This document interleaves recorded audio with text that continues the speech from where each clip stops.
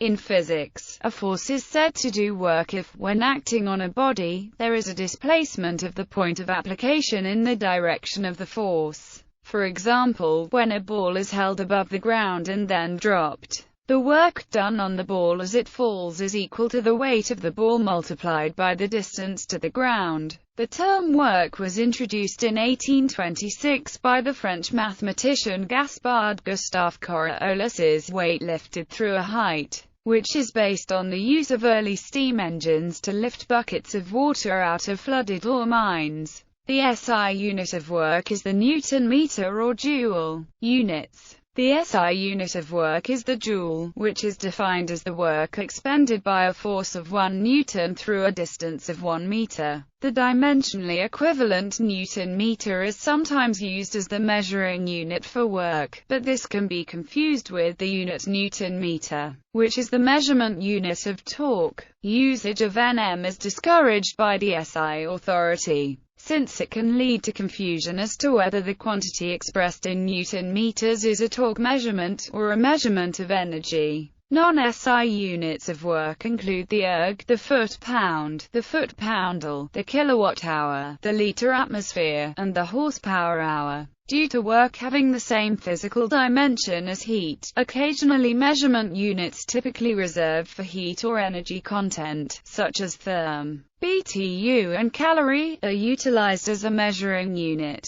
Work and energy. The work done by a constant force of magnitude F on a point that moves a displacement S in the direction of the force is the product. For example, if a force of 10 newtons acts along a point that travels 2 meters, then it does the work W equals 20 Nm equals 20 J. This is approximately the work done lifting a 1 kilogram weight from ground to over a person's head against the force of gravity. Notice that the work is doubled either by lifting twice the weight the same distance or by lifting the same weight twice the distance. Work is closely related to energy. The law of conservation of energy states that the change in total internal energy of a system equals the added heat minus the work performed by the system, where the symbol indicates that heat and work are in exact differentials. From Newton's second law, it can be shown that work on a free, rigid body is equal to the change in kinetic energy of the velocity and rotation of that body. The work of forces generated by a potential function is known as potential energy, and the forces are said to be conservative. Therefore, work on an object that is merely displaced in a conservative force field, without change in velocity or rotation, is equal to minus the change of potential energy of the object. These formulas demonstrate that work is the energy associated with the action of a force, so work subsequently possesses the physical dimensions and units of energy. The work-energy principles discussed here are identical to electric work-energy principles. Constraint forces. Constraint forces determine the movement of components in a system, constraining the object within a boundary. Constraint forces ensure the velocity in the direction of the constraint is zero, which means the constraint forces do not perform work on the system. If the system doesn't change in time, they eliminate all movement in the direction of the constraint. Thus, constraint forces do not perform work on the system, as the velocity of that object is constrained to be zero parallel to this force. Due to this force, this only applies for a single particle system. For example, in an Atwood machine, the rope does work on each body, but keeping always the net virtual work null. There are, however, cases where this is not true. For example, the centripetal force exerted inwards by a string on a ball in uniform circular motion sideways constrains the ball to circular motion, restricting its movement away from the center of the circle. This force does zero work because it is perpendicular to the velocity of the ball. Another example is a book on a table. If external forces are applied to the book so that it slides on the table, then the force exerted by the table constrains the book from moving downwards. The force exerted by the table supports the book and is perpendicular to its movement, which means that this constraint force does not perform work. The magnetic force on a charged particle is F equals qv times b, where q is the charge, v is the velocity of the particle, and b is the magnetic field. The result of a cross product is always perpendicular to both of the original vectors, so Fv, the dot product of two perpendicular vectors, is always 0, so the work W equals Fv equals 0, and the magnetic force does not do work. It can change the direction of motion but never change the speed. Mathematical calculation. For moving objects, the quantity of work, time, is calculated. This scalar product of force and velocity is classified as instantaneous power. Just as velocities may be integrated over time to obtain a total distance, by the fundamental theorem of calculus, the total work along a path is similarly the time integral of instantaneous power applied along the trajectory of the point of application. Work is the result of a force on a point that moves through a distance. As the point moves, it follows a curve x, with a velocity v, at each instant. The small amount of work delta W that occurs over an instant of time dt is calculated as where the Fv is the power over the instant dt. The sum of these small amounts of work over the trajectory of the point yields the work, where c is the trajectory from x to x. This integral is computed along the trajectory of the particle, and is therefore said to be path-dependent. If the force is always directed along this line, and the magnitude of the force is F, then this integral simplifies to where s is distance along the line. If F is constant, in addition to being directed along the line, then the integral simplifies further to where s is the distance traveled by the point along the line. This calculation can be generalized for a constant force that is not directed along the line, followed by the particle. In this case, the dot product F ds equals F cos theta ds, where theta is the angle between the force vector and the direction of movement. That is, in the notable case of a force applied to a body always at an angle of 90 degrees from the velocity vector, no work is done at all, since the cosine of 90 degrees is 0. Thus, no work can be performed by gravity on a planet with a circular orbit.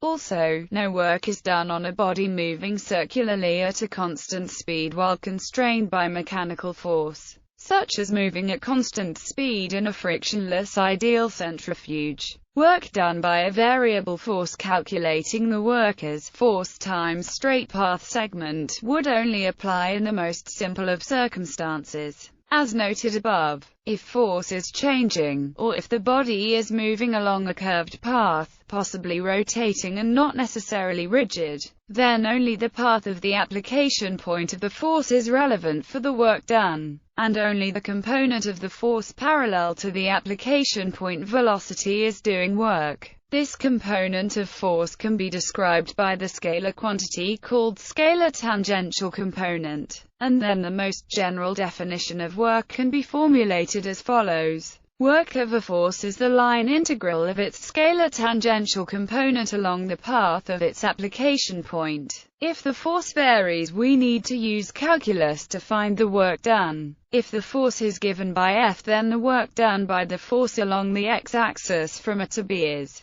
torque in rotation. A force couple results from equal and opposite forces, acting on two different points of a rigid body. The sum of these forces may cancel, but their effect on the body is the couple or torque T. The work of the torque is calculated as where the T omega is the power over the instant delta T. The sum of these small amounts of work over the trajectory of the rigid body yields the work. This integral is computed along the trajectory of the rigid body with an angular velocity omega that varies with time, and is therefore said to be path-dependent. If the angular velocity vector maintains a constant direction, then it takes the form, where phi is the angle of rotation about the constant unit vector s. In this case, the work of the torque becomes where c is the trajectory from phi to phi. This integral depends on the rotational trajectory phi, and is therefore path-dependent. If the torque T is aligned with the angular velocity vector so that, and both the torque and angular velocity are constant, then the work takes the form. This result can be understood more simply by considering the torque as arising from a force of constant magnitude F, being applied perpendicularly to a lever arm at a distance r, as shown in the figure. This force will act through the distance along the circular arc S equals r phi, so the work done is introduce the torque tau equals Fr, to obtain as presented above. Notice that only the component of torque in the direction of the angular velocity vector contributes to the work and potential energy. The scalar product of a force F and the velocity v of its point of application defines the power input to a system at an instant of time. Integration of this power over the trajectory of the point of application, c equals x, defines the work input to the system by the force path dependence. Therefore, the work done by a force F on an object that travels along a curve C is given by the line integral, where dx defines the trajectory C and v is the velocity along this trajectory. In general, this integral requires the path along which the velocity is defined, so the evaluation of work is said to be path dependent. The time derivative of the integral for work yields the instantaneous power. Path independence. If the work for an applied force is independent of the path, then the work done by the force is, by the gradient theorem, the potential function evaluated at the start and end of the trajectory of the point of application. Such a force is said to be conservative. This means that there is a potential function u that can be evaluated at the 2 points x and x to obtain the work over any trajectory between these 2 points. It is tradition to define this function with a negative sign so that positive work is a reduction in the potential. That is, the function u is called the potential energy associated with the applied force. Examples of forces that have potential energies are gravity and spring forces. In this case, the gradient of work yields and the force F is said to be derivable from a potential, because the potential u defines a force F at every point x in space. The set of forces is called the force field. The power applied to a body by a force field is obtained from the gradient of the work, or potential, in the direction of the velocity v of the body. That is, work by gravity in the absence of other forces. Gravity results in a constant downward acceleration of every freely moving object. Near Earth's surface, the acceleration due to gravity is g equals 9.8 meters s-2, and the gravitational force on an object of mass m is Fg equals mg. It is convenient to imagine this gravitational force concentrated at the center of mass of the object. If an object is displaced upwards or downwards a vertical distance y2 minus y1, the work W done on the object by its weight mg is, where Fg is weight, and delta y is the change in height y. Notice that the work done by gravity depends only on the vertical movement of the object. The presence of friction does not affect the work done on the object by its weight. Work by gravity in space. The force of gravity exerted by a mass m on another mass m is given by where r is the position vector from m to m. Let the mass m move at the velocity v, then the work of gravity on this mass as it moves from position r to r is given by, notice that the position and velocity of the mass m are given by where r and a are the radial and tangential unit vectors directed relative to the vector from m to m. Use this to simplify the formula for work of gravity too. This calculation uses the fact that the function is the gravitational potential function, also known as gravitational potential energy. The negative sign follows the convention that work is gained from a loss of potential energy. Work by a spring. Consider a spring that exerts a horizontal force F equals that is proportional to its deflection in the x direction independent of how a body moves. The work of this spring on a body moving along the space curve x equals y, z, is calculated using its velocity, v equals, to obtain for convenience. Consider contact with the spring occurs at t equals 0, then the integral of the product of the distance x and the x velocity, xvx, is x2. Work by a gas where P is pressure, V is volume, and A and B are initial and final volumes.